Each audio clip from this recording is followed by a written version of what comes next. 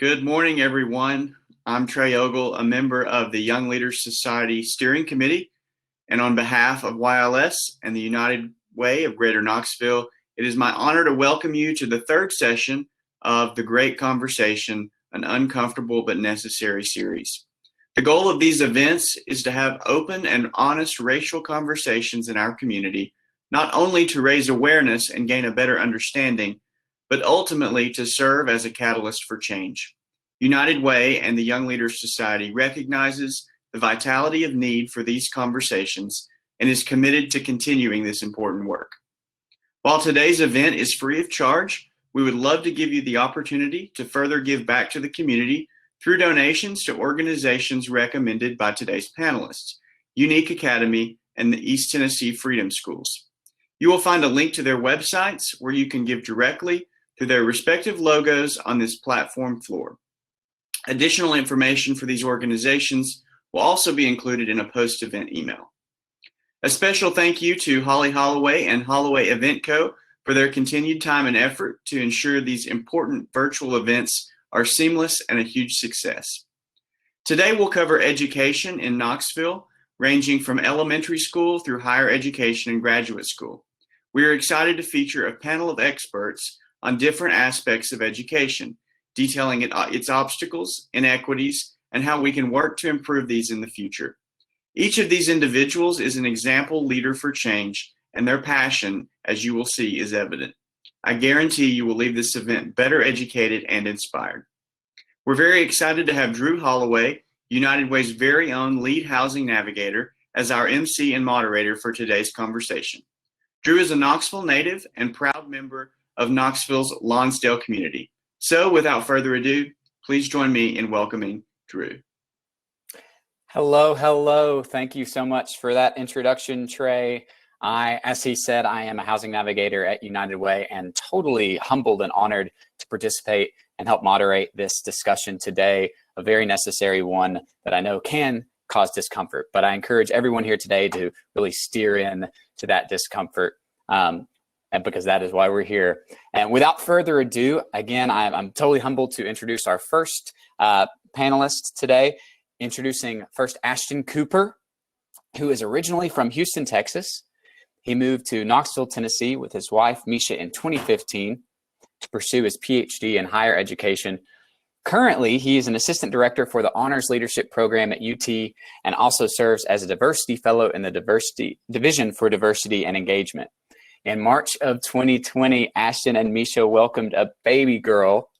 Congratulations, Ashton. Tennyson Rose is her name. They live in East Knoxville with their dog, Barclay, and two cats, Scarlett and Gunner. Welcome, Ashton. Glad to be here. And next up, let's give it up for Miss Desiree Jones. She would describe herself as being extremely blessed to be returning in her fourth year as the principal of Vine Middle School. Go Golden Bears. Having graduated from Austin East High School in 1990, she knows and loves the East Knoxville community with all her heart.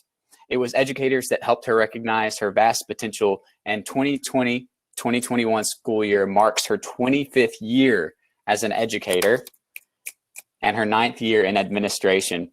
She can't think of any higher honor than serving Vine Middle School students. At Vine, Desiree's mission alongside her whole team is to help empower students to be the best versions of themselves, create challenge in the classrooms, leveraging connections within and outside school walls, making a stronger Vine community. Welcome, Desiree. So glad to have you. Thank you. I'm honored to be here.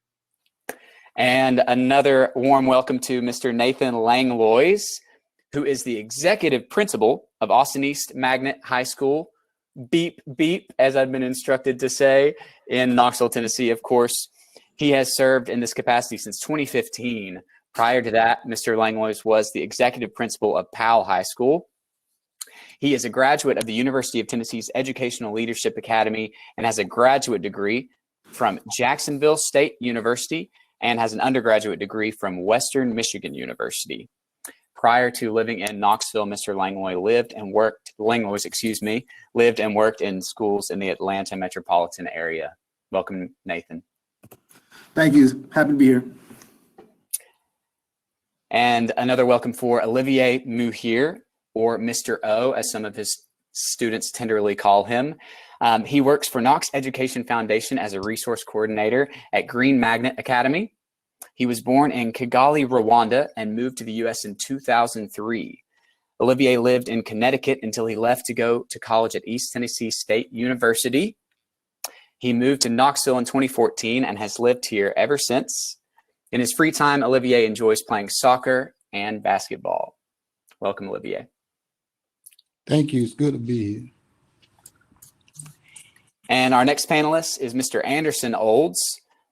Anderson is originally from Memphis, Tennessee, and has been living in Knoxville for 14 years. Anderson is a two-time UT graduate with his bachelor's in political science and a master's of business administration.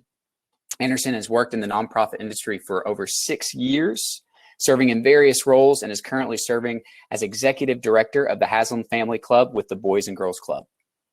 He also owns a consulting company, Force Solutions Consulting, that focuses on strategic long-term economic growth. Anderson worked in higher education for 2.5 years, working at UT Knoxville in coordinator role in multicultural student life and as a coordinator for diversity initiatives in the Haslam College of Business. Anderson serves on a few local boards: For Market Square Inc., Xavier Dobson Memorial Foundation, Girls on the Run of Greater Knoxville, and the North Knoxville Business Professional Association. Lastly, he is an 8th grade boys coach for Ambition Basketball and is a chair of the MLK Youth Symposium. Awesome to have you with us, Anderson. I'm glad to be here. And last but definitely not least is Miss Evany Satterfield, a proud Knoxville native.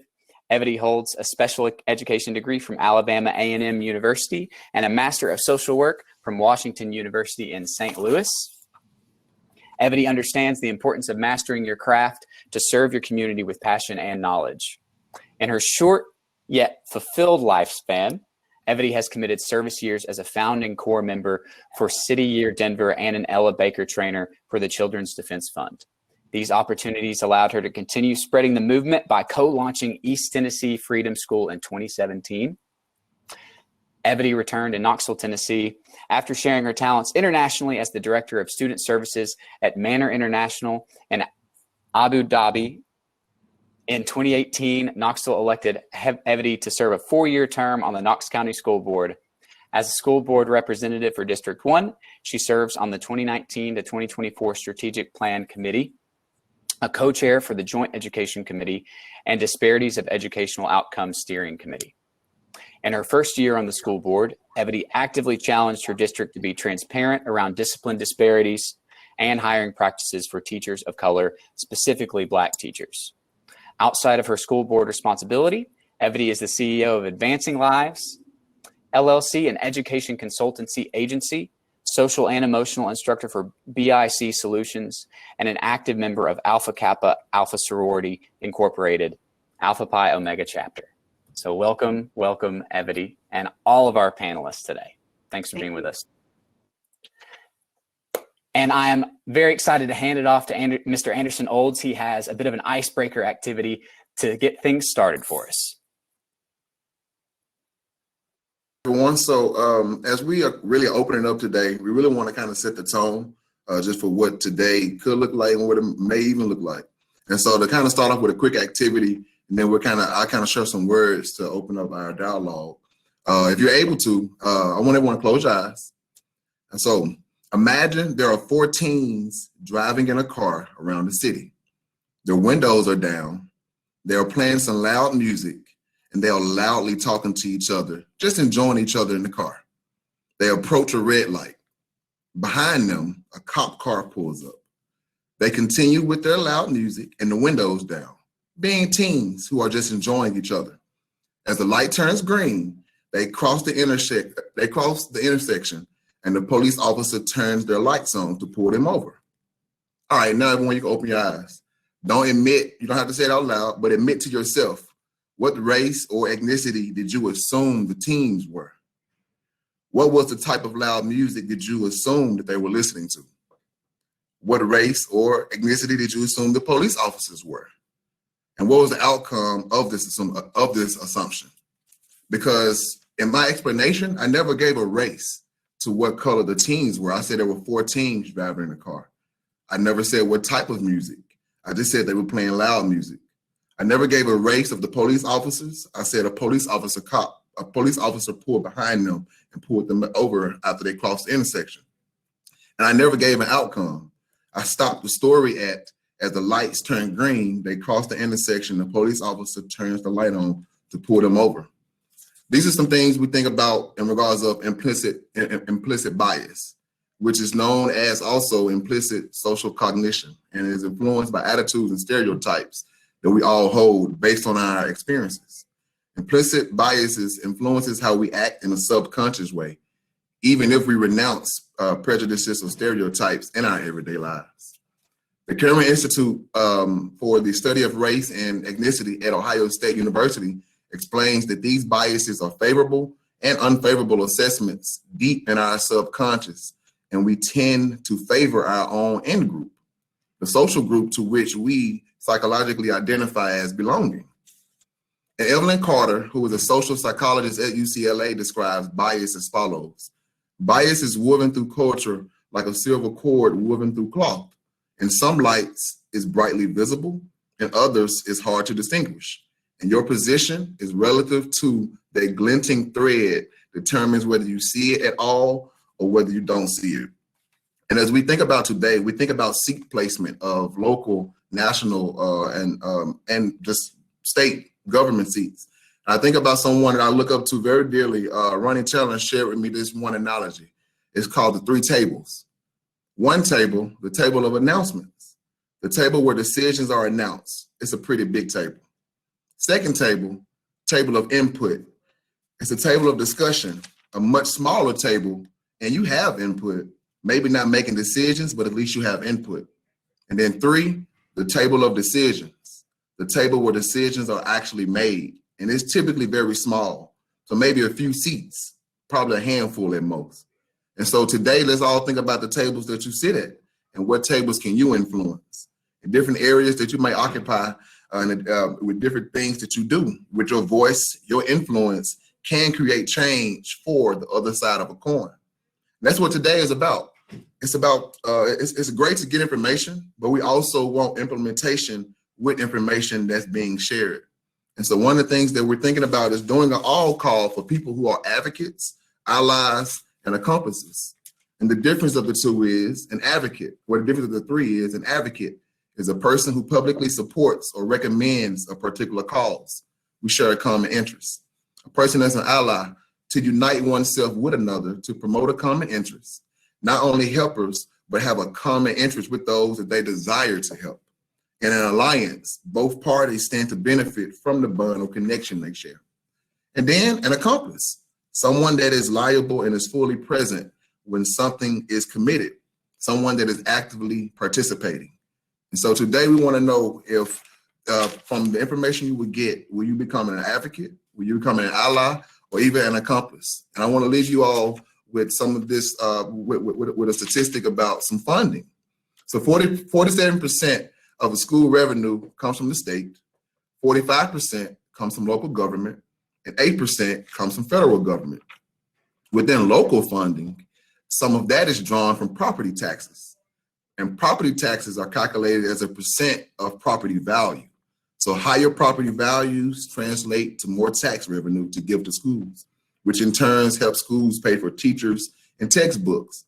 And low property value obviously translate to a lower amount of tax revenue. And the question I end off with is, what neighborhoods have historically had lower property values within their houses? And how that has impacted funding for our different schools? And I'd like to pass it back off to Drew. Amazing. Thank you so much, Anderson. I would definitely encourage everyone to consider that scenario that our networking time. I think that we all have some ability to steer in a conversation today about what our interpretation of that story that he told was. One housekeeping note, we do have a Q&A section. If you look at the screen just to the right of our panelists' lovely faces, you'll find an opportunity to input questions. You can do this anonymously if you so choose, but this is a really good opportunity for us to ask questions to some experts here. So I would encourage you to do that. You can also upvote other questions that we have. But relevant to Anderson's last point about funding, I'm noticing a question we already have in the Q&A section that I would love to go ahead and open up our panel discussion with. We have someone who's asked, how does state and local funding impact our school system?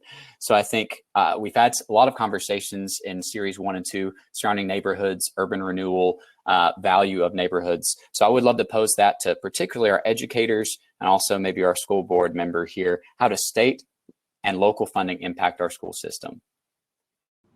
Thank you, Drew. I'll start off with that one, just give the bird's eye view coming from the school board perspective. So again, I'm Evany Satterfield and I serve on the Knoxville School Board.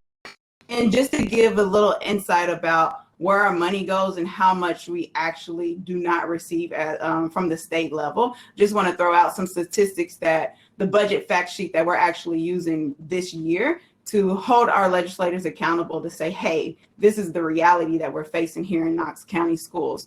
So as you know, we're in the middle of a pandemic and we are estimating. So locally, our numbers have done really well with the tax revenue. So we're actually higher than we projected.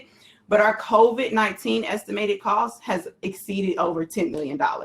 And so if we continue to stay in this pandemic another year, then we have to figure out where we're finding that additional $10 million to come to continue to support our COVID needs. And this money goes to PPE such as hand sanitizer, masks, the temperature checks that we have in our schools. And so that is cost. And we do have money coming in from the state, but that is money that was not budgeted previously because now we have a new cost. Also, our school district is 1-to-1 now, which is a great initiative that I'm glad we pushed forward and made that happen this year. But that's another additional funding of $5 to $7 million that we have to find with budget that was already slim prior to COVID, prior to 1-to-1. If we look directly to the state funding, 41% of the district costs, the state funds only 41% of the district's costs related to intervention for teachers and coaches. A gap that the Knox County Schools has to find, which costs $1.2 million.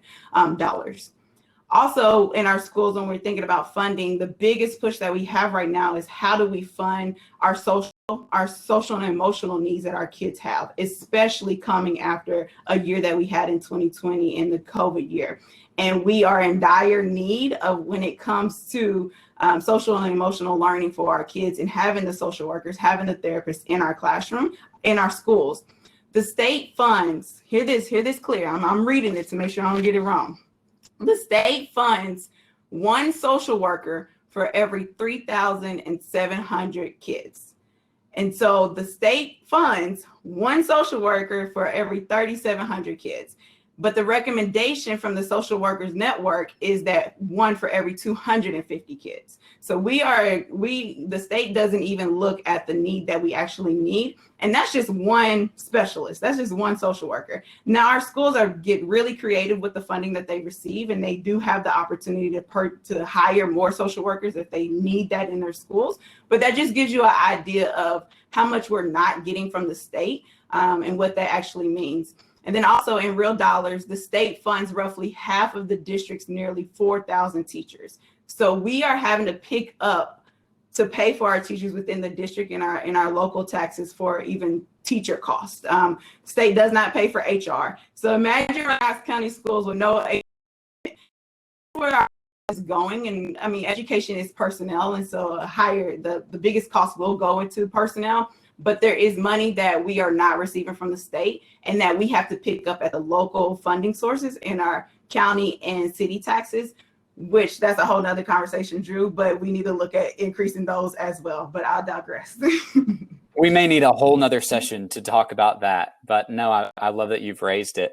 I'd love to give some of our other administrators perhaps an opportunity to speak into state and local funding and how it impacts them. To it, Drew. I think Evany did a real good job sort of giving you an overview of the monies that we get. I think one of the things that you also have to consider, though, is the state. First of all, the state of Tennessee has always had an equity in education funding problem. And it sort of came to a head in 1988 with the Tennessee Small Schools court case that went to the Supreme Court. And that is what generated our current funding structure, which is the Basic Education Program, or BEP. There's a couple things about it you got to realize, though. One, BEP doesn't look at student need, right? So I could have a school full of, let's say, students that have needs above what a normal student would. Just looking at straight numbers. So when they fund schools, it's like school A has this many students, so they get this many teachers, this many administrators. It doesn't look at, hey, what are the actual needs that those students in that building have, right? Which might precipitate more counselors or might precipitate more student supports. I think the other big issue is that the state funding formula expects local municipalities to give good effort, right? So if your local municipality isn't, let's say the state says, we're going to give you 40% because we have looked at the amount of revenue that your city generates, you should be able to generate 48%. And so they give you the amount that they feel you need, not the amount that you would like, you know. And so what I'm basically saying there is Knoxville really needs to step up and start putting more money into education, because that formula isn't going to account for those missing funds. The state's basically saying you could actually afford to give more, you're choosing not to, therefore we're not going to give you those additional funds because you're not doing your good faith effort part in funding the schools in your community. So that's a big deal, and that's really where, and this is where your panelists come into play, that's where asking for tax increases and really understanding what the expectations for the schools, well, for what the local municipalities are versus the state. I hope I'm making sense to you here. So it's a very complicated formula, but at the end of the day, does the state need to give us yet more money? Of course they do. And right now there's a budget surplus. They may tell you that there's not a budget surplus at the state level, but there's actually a budget surplus of $715 million. They're deciding how much they're going to give us. They could give us more, they could give us less. But the other big part of it is, how much can the city of Knoxville and its municipalities afford to put into it? And are we actually doing our good faith part in funding our schools to the level they should be funded? So I digress after that. And I think that was some extremely valuable input. I know we can come back to some things. Miss Jones, I think you got some great perspective on this one too. Yes, I want to talk about more specifically at the school level. The school board allocates the funding that we get from the state and the federal sources, but I want to make sure that everyone understands how funds are allocated within Knox County. I know, especially with my school, and I can speak with my school, it has been put out there that Vine receives some of the most money in the district. And that is kind of disingenuous, the way it's been put out there, because Knox County Schools funds every school with an equity allocation. That means every student is given the same funding from Knox County Schools. We're funded based on our size and per pupil. We do get additional funding, federal funding, that was earlier stated to be just 8% of the overall school budget. But that is because most of our students are in poverty. According to Title I, we are about 99%, a 99% poverty school. So we do receive about $400,000 in federal funds. But I would venture to say that you could probably give each of my students $1 million each, and it would not overcome the effects of poverty. Poverty is a game changer in terms of education and equity. So I think we need to be educated as to what equity is and the differences between an equal allocation of funds and an equitable allocation of funds, and stop pointing to things that the federal government are providing for students who are behind as, oh, well, they get all of this funding, they should be okay. I think equity is a conversation that needs to be advanced in Knoxville, point blank. We do not understand what it means. We do not understand why some students are getting Title I funding, why some schools are getting Title I funding, and we don't understand some of the words and terms that are thrown around, such as entitlements. Nate and I were talking about at our table how entitlements are viewed and what exactly is an entitlement. And I think most people think an entitlement is something that is given to someone for free and they don't have to work for it. And, you know, in our big meta minds, we were saying that education in general in America is an entitlement. We want this world-class education, but we don't want to pay for it. And I'm not asking for more money for my school. I'm asking for equity for my kids, for all of Knox County Schools kids. So I really want people to understand what equity means and what it means to have a more equitable system and what it means to evaluate the quality of our education. I think this pandemic is shedding a light on the things that our schools do that we didn't even, if you weren't in education, consciously realize that we do.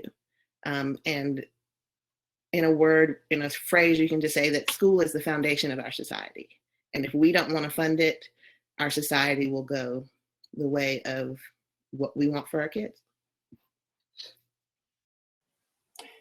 It does sound like we really have to have this conversation on the local level, Ms. Jones. I think that helps line out some of these discrepancies. I know with the numbers Evany lined out, we may have some questions relative to that coming up. So I do want to go ahead and move on to another question, and it's gotten quite a bit of attention and upvoted quite a bit here. It is relative to school, but more of an overall educational support for our students. So school is just one aspect of students' lives. How can the wider community support schools and student success? I think we've got some good panelists who can weigh in on this one.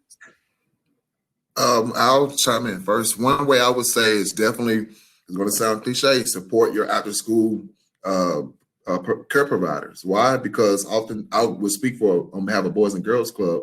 We are trying to do our best with being an extension of how the schools are. And so we're trying to reinforce to make sure that they are doing homework. We have a virtual learning academy. We are trying to really impact their reading levels. Because reading is the great equalizer. You know, a kid can be great at math, but if they don't understand what the question is asking them, because their reading level is impacted by that, then they're not even able to show their skill sets in math. And how does that help assist with the kids that are in school? Oftentimes, due to our budget restraints, we can only hire so many staff per room.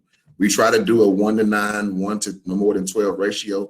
But due to our programming, we might have 12 to 15 students. And so we have volunteers that can come and pull certain kids to the side so that that kid can get more specialized reading time with a volunteer. That helps with their reading level. But we have volunteers that can come and do that one-on-one time or even group time. You can teach things such as financial literacy to our kids, which might be an extension of a program that we have going, or even bigger than that. It's just spending that one-on-one time, whether it's for social or emotional wellness purposes as well. And so there's different ways that you volunteer at after-school care providers really opens up more doors to what we can do and how we can continue to impact our kids that we serve. Because the site that I have, we pick up at 20 different schools with our teen center and our elementary. And so right now we're housing about 180 kids between the two buildings.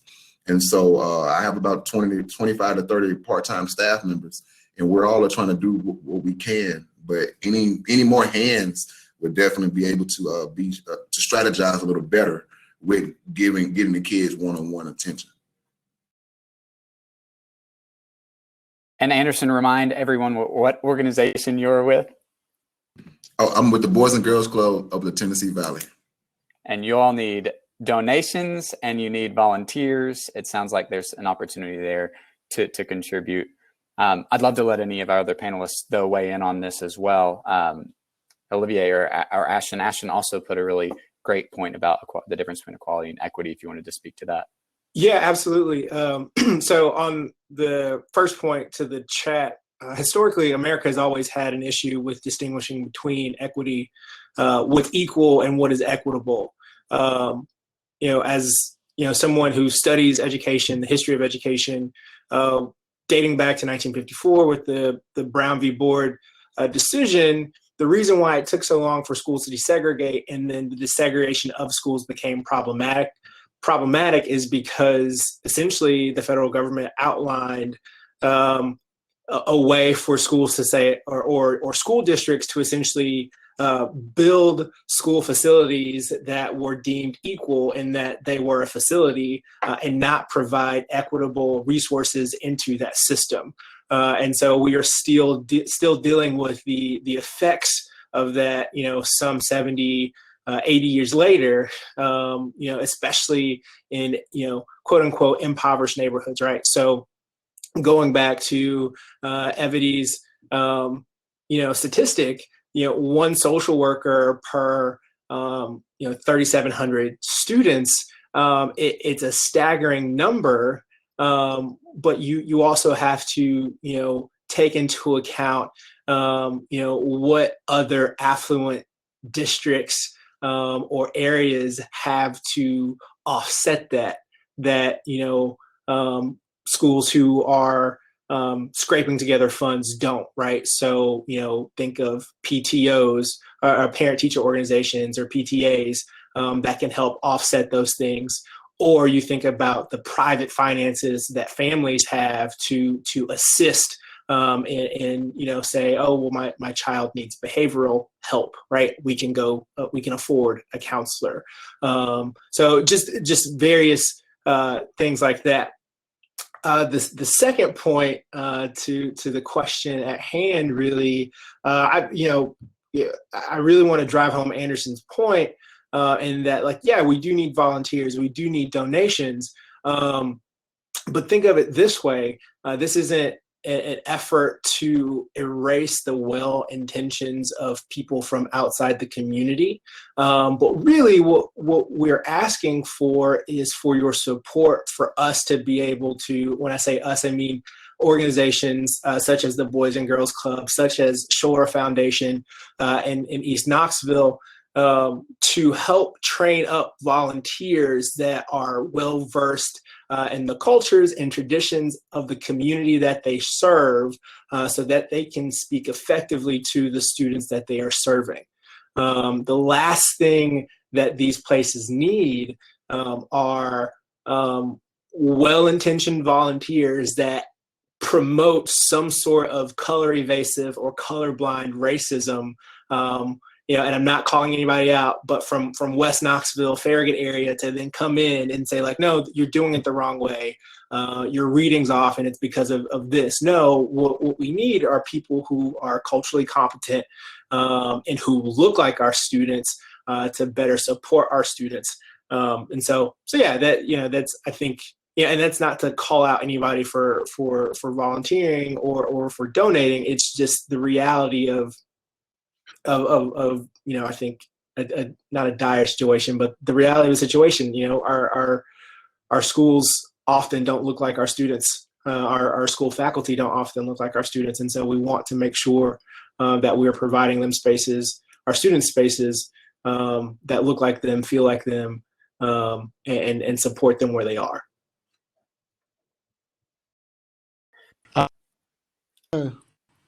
I just want to ask some questions. Mr. Jones said this thing about education here in America. The way I see education, it's always so different from probably everybody else, because where I came from, things were just different and hard. So I used to pay to go to school, where I have cousins back home in Rwanda who can't afford to go to school, just young kids should be in kindergarten or first grade. So when I see people here wasting opportunities, it makes me just ask myself a lot of questions.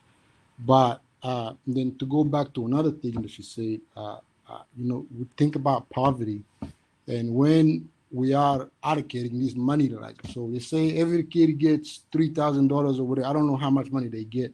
I know somebody mentioned or whatever, but I don't know if anybody ever sits down and thinks about so the median household income in the 37915, last I checked, was $17,000. Okay, so a kid from this neighborhood, and then they take a kid from, I don't know where mom and dad makes about $100,000, and give him the same amount of money. Like, you really think that's fair? Because I don't think that's fair. I really don't think that's fair. And then another question that I have is, so not to get too political or whatever, but the other day I was sitting on, watching, and then the Senate confirmed that, like, the first African American Secretary of Defense, and everybody is so excited, oh, look at this. But why did they take, 58 people went by. Nobody has ever sat down and thought about, hey, there is some black people that are serving here.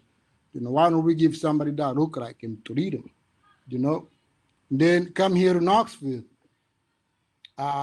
We have two great principals over here, two great principals that I know can be superintendents. Now, I don't know if they want to be superintendents, but I know they can be great superintendents. I have lots of friends. That are great teachers who are more than qualified to be principals, but they never get chances. So I don't know why. It's 2020, it's 2021. But why we not there yet? And I don't want to be like, whenever they do hire somebody, so if Miss Jones did get an opportunity to be a superintendent, it's all going to be in the news saying, oh, look at this. Knoxville have a first African American, but why did it take so long? And our kids need to see that.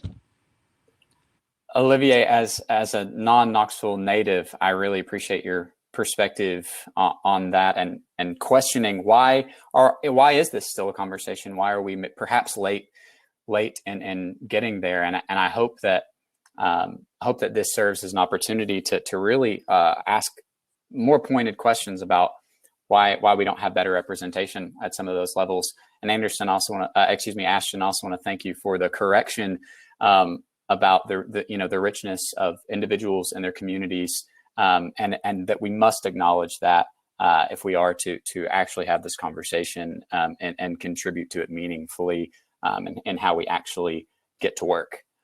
So thank you for that very much. And Olivier, really great for your perspective. Would love to jump into, I think, a very tangential and related question, and that is, in what ways do you see systemic racism and historical oppression impacting our Knox County schools and our students of color? In what ways do you believe we can help to fix it? I guess that's for me, huh? A little bit. No, it's there. It's very much there.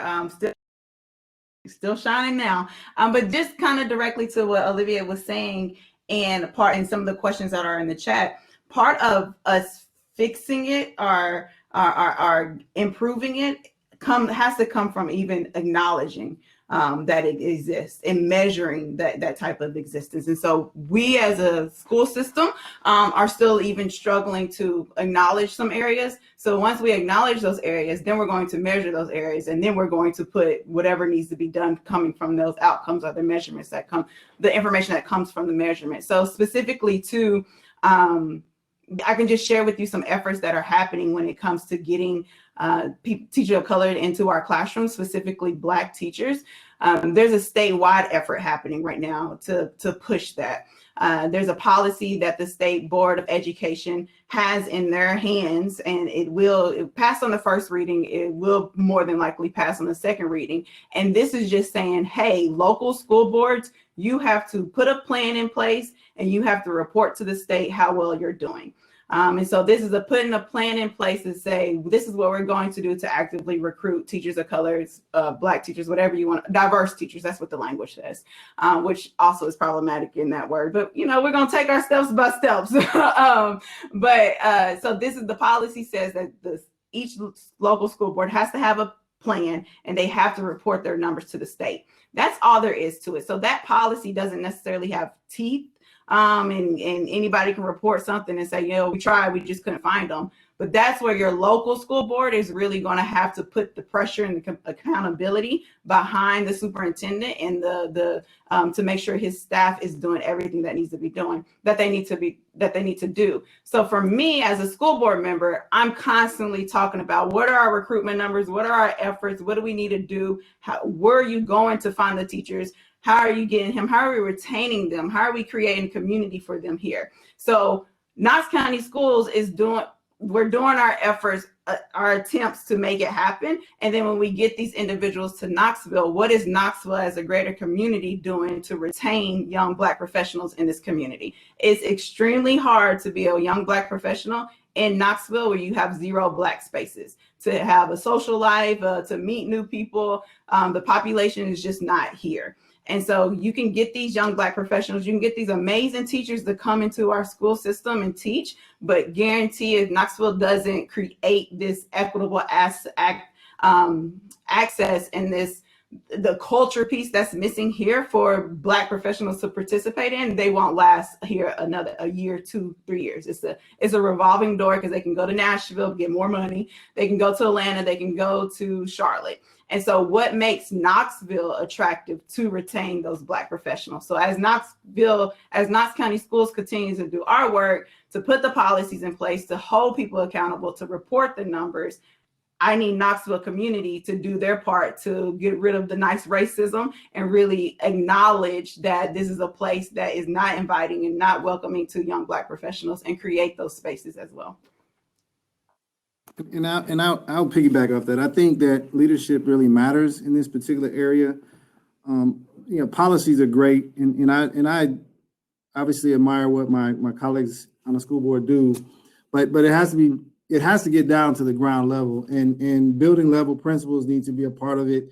The school board needs to be a part of it. We can't just play lip service. I think a lot of times, and this is just my opinion, I think a lot of times we play lip service to things, so they sort of disappear and go to the background. This issue is not going to disappear. It's always going to be with us until we do some concrete, actual things to make it happen. And that means we have to put money behind it. We have to put initiatives behind it. We really have to, I think when we generally in Knoxville say, hey, is there a problem? It's yeah, we do these studies and stuff like that. And then the problem continues to exist. I say it like this. I say it like this. We have a lot of nouns around this issue. We don't have enough verbs. And what I mean by that is we need more actual actions, actual programs that are actually making an impactful difference going on, because that's what's going to attract people to come here. This community, if people look at our community and they don't see change, they don't see progressive ideas taking hold and things moving forward, I wouldn't come here either. That's just being honest. And I would also say this: I think Howard need to listen about the issues that surround this. I don't think they listen. I think they'll listen as far as, okay, I hear what you're saying, but again, does it turn into a concrete policy that actually makes a difference, for our students? So, and that's going to be an uncomfortable conversation. There's no ifs, ands, or buts about it. What you're doing today, it has to be this, but even worse. People have to get angry, upset, and really explore the depths of their bias and their prejudice if we're really going to get to some kind of solution. But I personally, this is just me, I'm tired of lip service. I want to see something actually done. Go ahead, Ms. Jones. I think when you talk about racism and how that affects, I think we need to talk about all of it. I'm a big proponent of real talk. So terms like colorblind, and I know that's what is seen as a positive term, it is not positive. It's not positive to be colorblind. So when we talk about, oh, well, why do you need educators of color? Why do you need Black, Latinx educators? Everyone should be able to educate our students, and everyone should, but we're not at that point in this country. And I am definitely not saying that just because an educator is of color, that they are better, because I've certainly experienced the whole spectrum. Educators who are culturally competent, but we cannot be colorblind in terms of our schools and the value that they add to our kids. And if you are in Knoxville for any amount of time, I'm a graduate of AE, as was mentioned before, and I work at Vine, and I am so blessed to work at Vine, the best job I ever had. But Vine is seen as a negative, the bad school, that bad school, or that school over there in East Knoxville, the Black school. And we need to educate ourselves as to the value our schools bring to our students. And I see a question in the Q&A about charter schools, and I love every student in Knox County, every scholar, student, pupil, whatever you want to call them. But our public schools serve all of our kids. And we need to recognize that, and we need to uphold that. We need to support our public schools, everyone who comes into my building. And especially we're seeing that this year with subs, which is a weird topic, but it's hard to get subs into the building in a global parallelogram or whatever you want to call it, pandemic. But we have had some of the highest retention rate for subs this year. And that's because the culture in my building is great. And no one knows that until they step in the building. So subs who have never been to Vine before and were scared to come to Vine, they come, and after one day, they are coming back. And we have developed a program to support them. And that just goes to show that we cannot, in our mind, play into what everyone else says about our schools, our teachers, our community, and especially our kids. And anyone who knows me knows that I will go to the mat for my kids and my staff. And it is simply our own biases that are allowing this to continue. The reason that if you think Vine isn't great, part of that reason is your own beliefs and biases. Come to my building, spend 2 hours, and then we'll have a conversation. Go to Austin East. Austin East, inside that building, is one of the safest places I've ever been. I had the privilege to teach there after I graduated from there. And that was just such an honor. You know, I used to have dreams. I had a weird dream about Michael Jackson when I went there. But teaching in that building was one of the best experiences I've ever had. The students, for the most part, I mean, after middle school, high school students, especially Austin East students, are some of the most chill beings on the earth. Especially, you know, they don't have to walk down the hallway and touch each other like everyone in middle school does. But that is not what we think of when we think of AE. We think of what we hear on the news because of the effects of poverty. And we hear about Black on Black crime, and we hear about all these things. But again, it comes back down to poverty. I think we need to look at racism, and we need to look at the fact, and I've said this before, school is not a magic box. You're not going to take a group of children, put them into school, and expect some magical outcome if we do not put anything else into those children outside in the community. And I know this was a question before. We need to look at making the lives of women better when they're pregnant, so that when children are born, we don't have to deal with some of the issues of poverty and other social issues that they may deal with when they're pregnant, that we are dealing with in school. We cannot solve all of the issues in society in school. And I'm glad that we're measuring certain things. I know ESSA is very necessary to make sure that we are serving all of our student groups. But I firmly believe that the most important work that my staff does cannot be measured. Because imagine if my staff did not do what they did every day, how much less quality of life some of my students would have. And I'm seeing this every day and talking with other schools about how they serve their kids, especially in this pandemic. The things that we do, I'm being told, is like, wow, you all do that. You all ask about the students. Counselors have their Google Voice accounts, and they call parents several times a day. And that's just what we do at Vine. We take care of our kids. We may not get the test scores that someone says we should get, because, you know, I'm about to get on my soapbox, because I believe the system has made us, you know, someone said it, made us to look like every student is a white male, and every student is not a white male. I think it was it Ashton who said that earlier?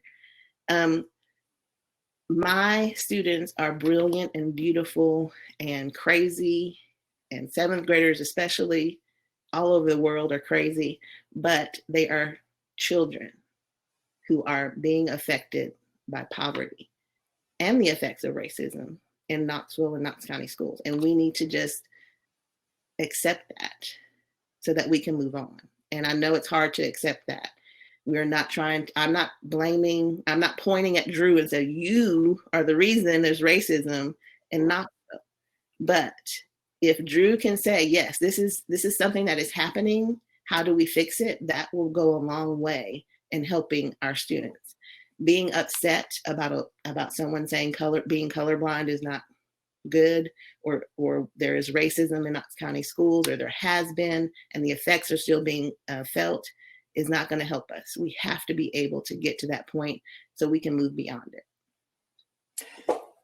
Well, and I've heard it from Desiree. Thank you so much for all you do in our community. I've heard it from you today, and I think a little bit from Mr. Langlois and Ashton, in that we really need to acknowledge the value of the students and the richness that they bring of their background. And you say that school is not a magic box, and we have to acknowledge the inputs. For everyone on here, as a proud Vine Middle School father to a student at Vine Middle, I will say that they make it look like magic.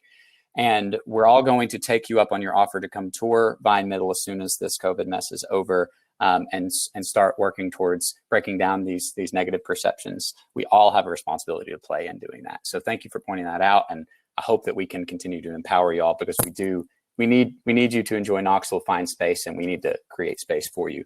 I would love to give the panel an opportunity to address the question that Ms. Jones did see. It has gotten some attention, and that was the discussion of charter schools, how they affect public education funding, equitable access to education. If there's any value that anyone else would want to contribute to that point about charter schools, I'd love to give you an opportunity to do that. I'll just a little quickly and spice it up a little bit. So charter schools, Knox County has done a phenomenal job with pushing back the charter school movement. Memphis and Nashville, they have they've exploded with charter schools. Knox County only has one. Public education is the way to democracy, as we've seen Denise Dean, who's the executive director of Freedom School, that says, mentioned that in the chat.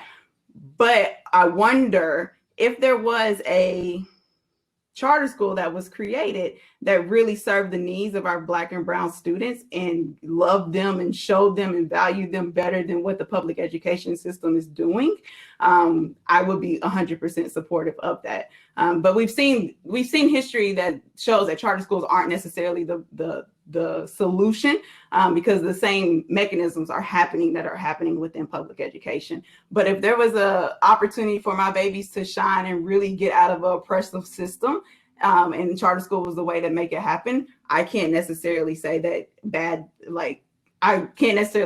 charter school is not the way to go, because public education we've seen a lot of oppression come out of public education through the practices and the people we hire, et cetera. So if there was an opportunity for someone to come in and do it right, then that's what charter schools, avenue for charter schools.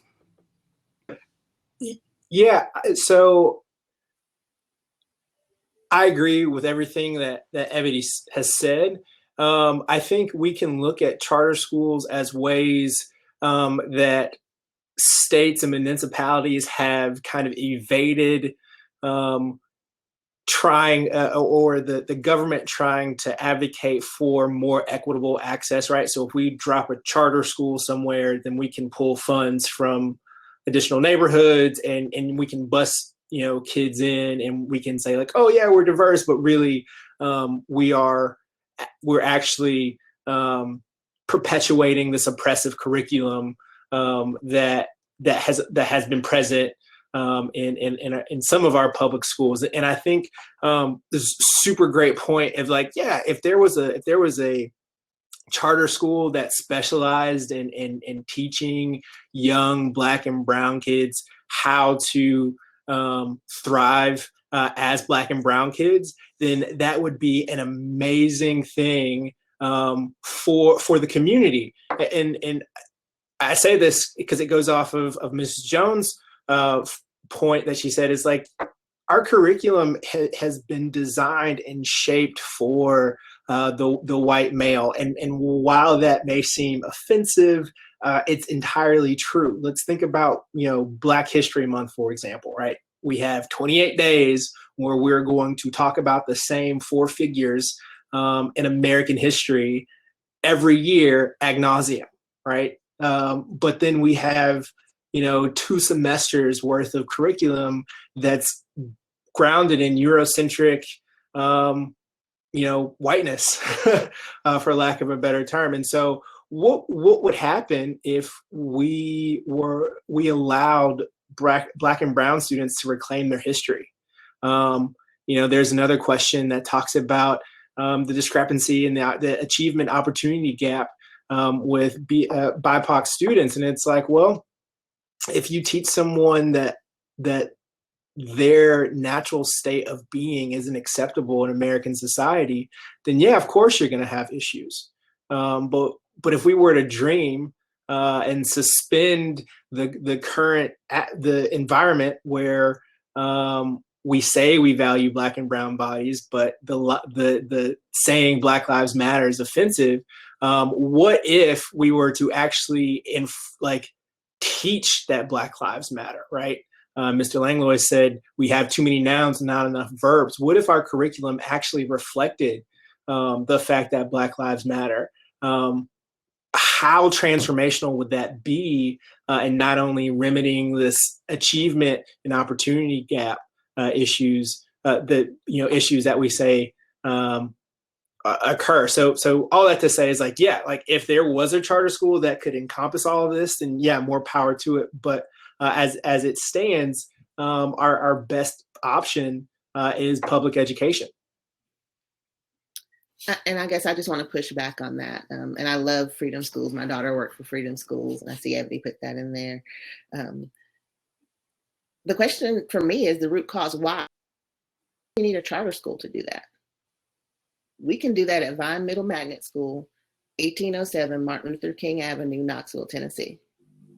And as a Black leader, that's why Black leaders, to Nate's point, is so important, because Black leadership can help talk about the policies and advocate to the district leadership. There are things that I do at my school for my kids that I have done because I know it's what's best for my kids.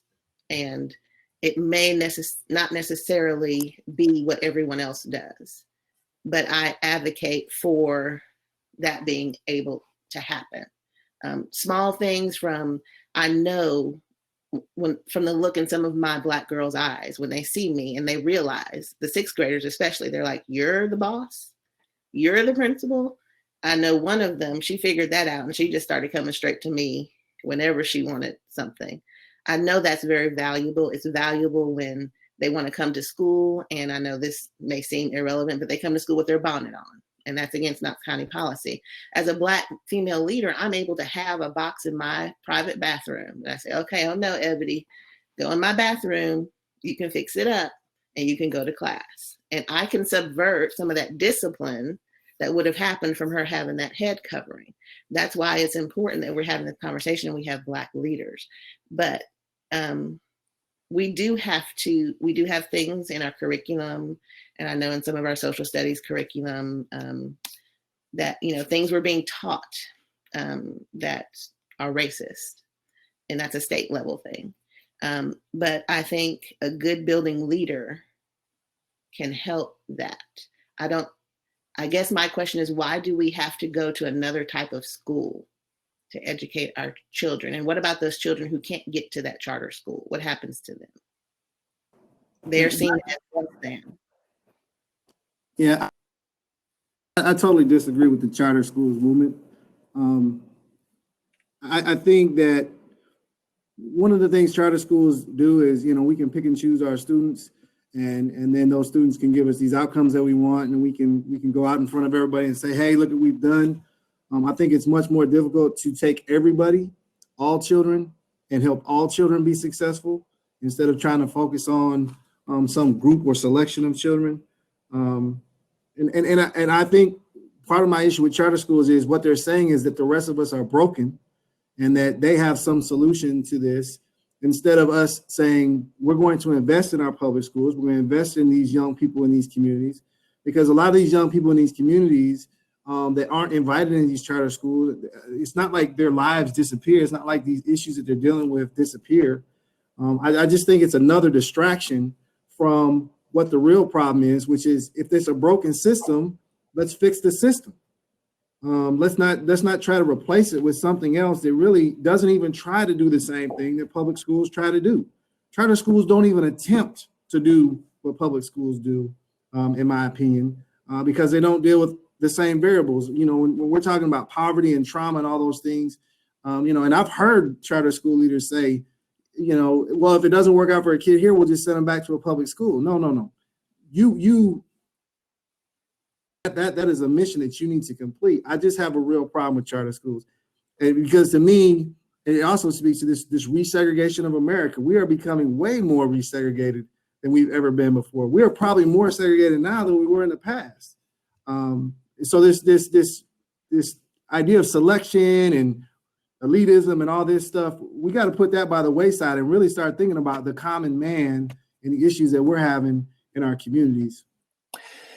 I love the input and feedback, and to the individual that asked that question, they did mention that it is a conversation at the state level. So for everyone attending, you heard it here first. We have some really experienced educators who are not in favor of that being a solution to what is clearly a stated problem that we have in our community. This is not necessarily the top voted question. It was earlier. We're getting a lot of great engagement, y'all. I wanted. Miss Desiree Jones brought up a point about discipline and and cultural sensitivity that goes into discipline. We have two questions kind of relevant to that, and I'd like to kind of hit both. The first that I'll mention is the question is stated as, what are some concrete policies that Knox County can implement to close the achievement gap, opportunity gap? But then they also note, as well as the discrepancy in how BIPOC, or Black and Indigenous people of color, students are punished with suspensions and expulsions. And there is another question about training, promoting and increasing cultural competency among teachers. I assume perhaps white teachers as being an important element there. But would anyone like to address maybe the discrepancy in how BIPOC students are punished with suspensions or expulsions, or if you see that as relevant? Something about the last thing about Nathan saying about fixing the system. So I attended a couple of years back, and there was a school board member over there that was like, "Well, I haven't seen or heard anything racist in my 20 years of service," and I just couldn't believe it. Like, I could not believe the man just said that. You know, so we have people like that to fix the issue, and I really don't trust them. Like, I hate to say it, I do not trust them, you know? So like, you guys can get a group and saying we're going to go to Nashville or Memphis trying to recruit some Black teachers. But what exactly is the intent? You know, like, I've walked into some meetings here in Knoxville, and I know people there were just kind of waiting for me to be there. And, just put my name on it saying, well, Olivier was here, so everything is done. You know, like, that is not how you attack this, you know? So again, we need to figure out a way to get the people that say, I haven't seen, when I worked at Bowman, somebody used to call me the N-word every day. And Miss Wendy Clayton handled it and everything, but, you know, so it is. I don't understand. Yes, I don't understand it. I don't understand it. But we really need to sit down and have this conversation with the people that are making these policies. Okay, because to be quite honest with you, like my friend always tells me, and shout out to Cleveland. My friend is Cleveland. He always say, "Nah, man, hope is coming" or whatever. And I'm like, I don't know, when is it coming? Like, I'm tired of having these conversations. You know, everything bad happens. You know, George Floyd is going to happen and everybody's going to be like, oh my God, like, where have you been? You know, it's out there. It's not hard to see. For somebody to actually question about what is going on at Vine Middle School or Austin East, that's offensive to me. You know? I think I love it, Olivier, and I think we really want to find ways to wrap our arms around you too and make sure you feel heard here today. I assume other panelists might, and this isn't one of our Q&A questions, but do other panelists here believe that the issues we're raising aren't acknowledged by the majority of our community? Again, yeah. I think the problem is we talk about this stuff, but the people that are in positions that can make a difference and can really change things don't listen. And until they start listening, we're going to continue to have these types of problems in our schools, in our community, just in general. You can't have people in leadership say racism doesn't exist and then think that things are going to miraculously change underneath them. I mean, there's a hierarchy that is in place. So, to his point, the bias that Austin East suffers is totally unfounded. It's totally ridiculous. But our kids have to deal with it every day. And, when they leave this community and they're confronted with, hey, you go to people don't even come down here to see what we're doing, to understand these kids are incredible. And it sickens me, just like it sickens Olivier, to hear people talk about things that they don't have knowledge of, and they spew it out there like it's truth and facts. And it's not truth and facts. And if you really look at the histories of the Vines and the Austinies, and you understand the contributions they have made to this community, the leadership that they provided for this community, I don't understand where a lot of this comes from. And it's subtle stuff. I mean, it's these microaggressions, like when a TV camera sets up outside your school and they take pictures and you ask them, hey, what's this for? It's a positive story. And then they do a story on property values and your school is in the background. That's sending messages to people that are negative messages, and it's just uncalled for. And we don't call it out enough. And that's my thing. Like, that's what I'm talking about. Verbs, we need to start calling this stuff out for what it is, which is that's racist. It's not acceptable. We're not going to go for it. It needs to change. And I think we're living in a community where we all like to be friends. And sometimes you got to be honest with your friend. You got to tell your friend, hey, you got some messed up ideas, right? And until you change some of those things, we can't move forward. Those are conversations that have to happen. So this idea of, hey, let's go to lunch and let's have this nice conversation, and it's not really get to the root of what the problem is. We need to start getting to the root of what the problem is. And if that makes people mad, so be it. But we can't keep acting like this is just normal, because it's not normal. This is not normal. The fact that we don't have a lot more Black leaders in leadership positions higher up in our county, that's not normal. The fact that we do have some of these violence issues in our community that are unsolved and never get solved, that's not normal. These things that we're dealing with aren't normal, and we can't act like they are. I could be wrong, but I feel like I'm seeing everyone hit their unmute button right now to talk. I would love to give everybody on the panel an opportunity to address a lot of what I asked previously and what Mr. Langlois just addressed. We are running short on time.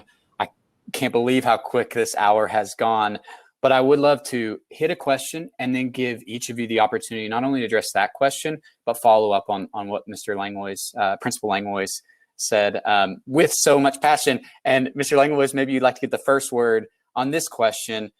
What are ways that young professionals, we have many in attendance today, some parents, some non-parents, what are ways that young professionals can get involved in improving equity in education in Knoxville? I'd love to give Mr. Langlois the floor first and give everyone the opportunity to speak into that. I won't speak too long because I think I've taken up enough of everybody's time. I think the thing is, it's just like voting. Go out there and get vested in this process. Go out there and really figure out what's going on. Don't take people's word for it. Get involved. Come to our schools. Like, I more than money, I just need you to understand the struggle so that you can help solve the struggle. Because if you know how to help solve the struggle, money and all those things will come. But that's I want other people to talk. If I can go next, because I have to get off at 1. I will say, so to respond to Mr. Langlois, which then the end to the question is, I would just want to give an example. So you can go back and look at the school board meeting, the Juneteenth meeting that I presented a Juneteenth resolution. And this resolution basically just stated the white supremacy that's been in Knox County schools, the disparities that we have. So it put language to the issues that we have. And it only asked for notation on the calendar. Like that was the only ask. We didn't ask for no real substance policy change. Didn't ask for no funding to go to anything, just the notation on the calendar. And to even get that resolution on the agenda, I experienced so much pushback. When it finally got onto the agenda, you can go watch the meeting for yourself. Your mouth will probably drop. There was so much conversation about just the words and the language that was there. And it was just a Juneteenth celebration and just speaking of the history. The resolution did pass 702. We had 2 people that decided that I'm not going to vote for this. So when we think about how we want to change with policies and how difficult, like just think like if I'm asking for a notation on the calendar, think about how much more work we have to do to get real drastic change in policies to really get to the root of what needs to be changed. So what young professionals can do, you can get involved in your local politics and you can actually run for office because we need your voice in these seats and we need this kind of support because the people that we have right now in local government, all of Knox County schools, not even Knox County, but just Knox County as a whole, do not see the things that we see the same way. So that's all I have to say. I have to get off and teach. So I enjoyed it. Bye. Reach out to me if you need me. I want to say that we need you. I saw Tanika put in the chat something about allies. We need you to be allies because I think our community is misunderstood. I have heard officials and school board members saying, oh, well, that community, District 1's community, only comes out on certain events. We remember the last big, long school board meeting we had to support Project Grad, which is, I was there till 1 o'clock supporting Project Grad, and that is great. But I think they don't understand is that our community trusts the schools. Our community trusts that when we send our kids to school, you're going to take care of our babies.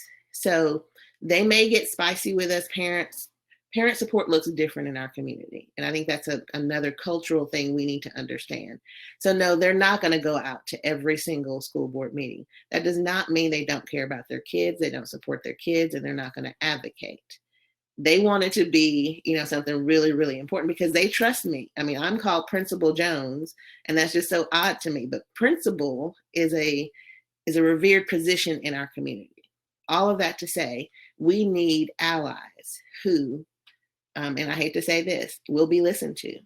If you are a white ally and you speak up at the school board meeting for equity, it's sad that you may be listened to more than some other people. So we do need you to run for office and be at the table, but we need you to also speak up and support our community at school board meetings, county commission meetings for funding.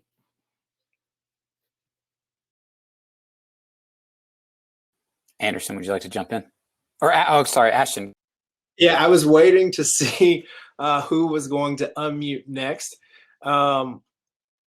I want to take it a step further, Principal Jones, and say we don't just need allies, we need accomplices.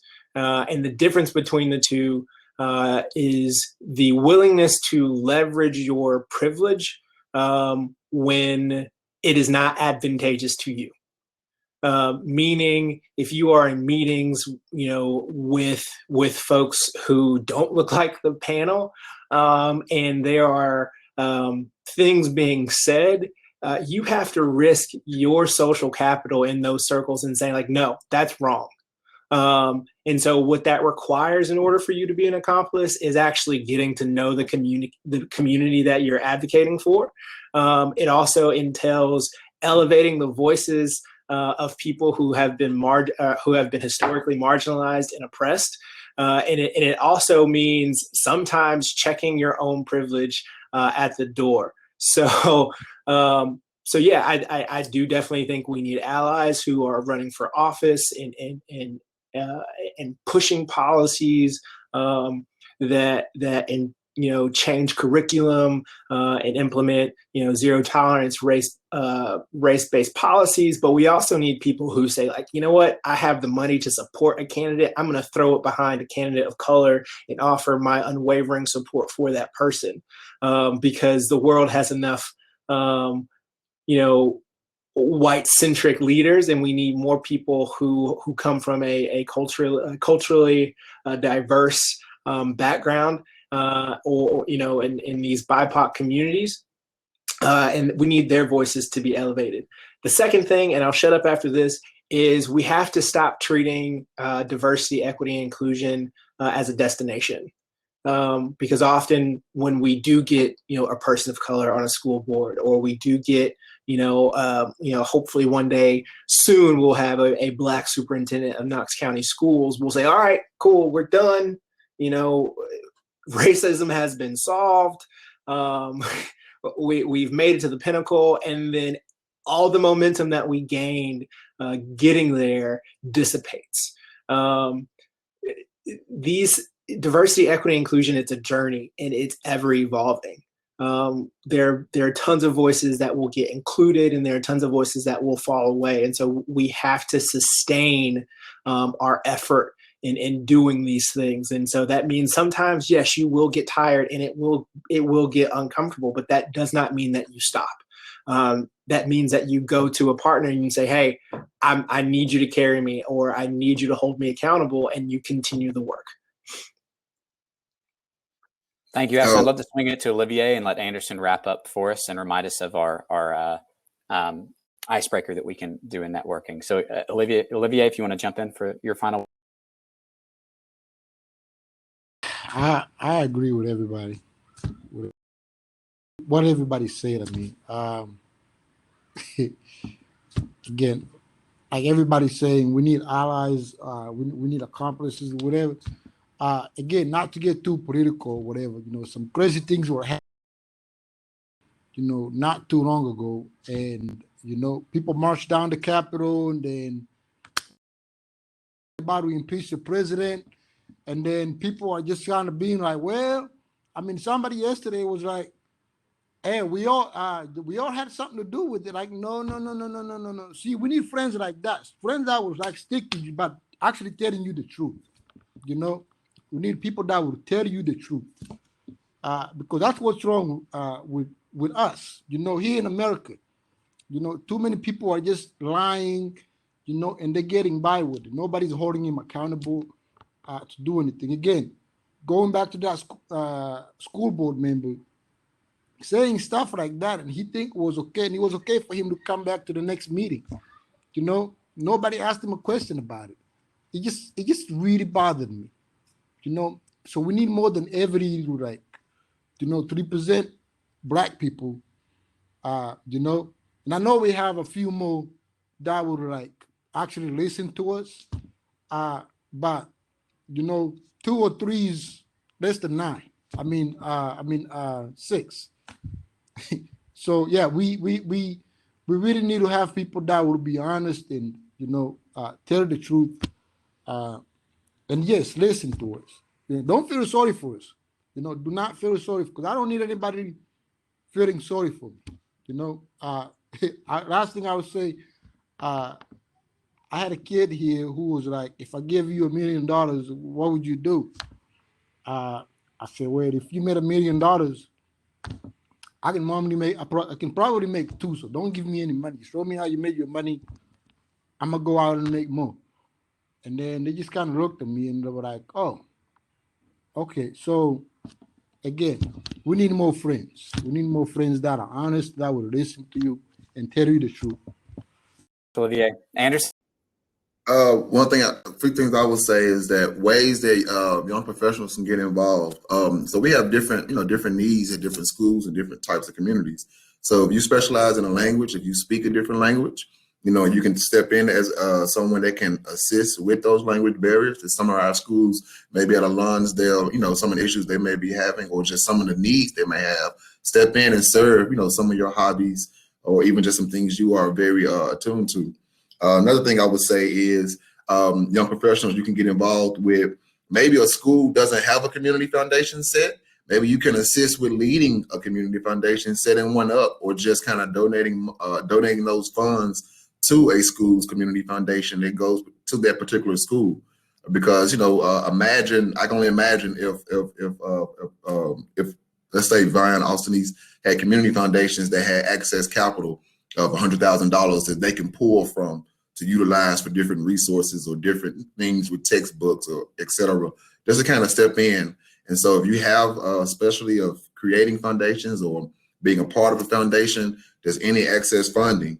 And then also another thing too is investment groups. You think about with our schools or even just after school care providers, you know, people might need to be learning about financial literacy in regards to how to invest, how to budget, how to do those things. And so utilizing your skill sets to really pour into the next generation. For example, you can do a live investment group with a group of students and just think about all of the different key points of financial literacy that assists with. So it does kind of, you know, we can try and tackle poverty, not just from within, but also from the outside of people strategically coming and being a part. Then we talk about certain policies. These are just my personal things. Just I'm a son of two educators. I would say even kind of having kids built in time for student self-reflection and being proactive. Please correct me if I'm wrong if some of these things are already being done. But even just kind of texts and topics that are like culturally relevant for the different schools. Personalized learning. I think that it would be great if kids could really understand how they learn and not just learning in general. But imagine if a kid could learn at a very young age of, oh, I'm a visionary learner. You know, I need to see it, and they know that, and that way it assists with their studying. And so maybe policies around that. Even the benchmarks that we are keeping. In business school, they always taught us that you manage what you measure. And so what exactly are we measuring? And so I think that different policies of trying to take a look into what is Knox County, what are we really measuring in general? And do we need to kind of rephrase those measurements, those data points that we are collecting, and look at a deeper picture, a bigger picture, I would say. And so those are just some things I wanted to add of how YPs can get involved, some policies. And one other thing I would like to add and highlight too, somebody talked about cultural competency.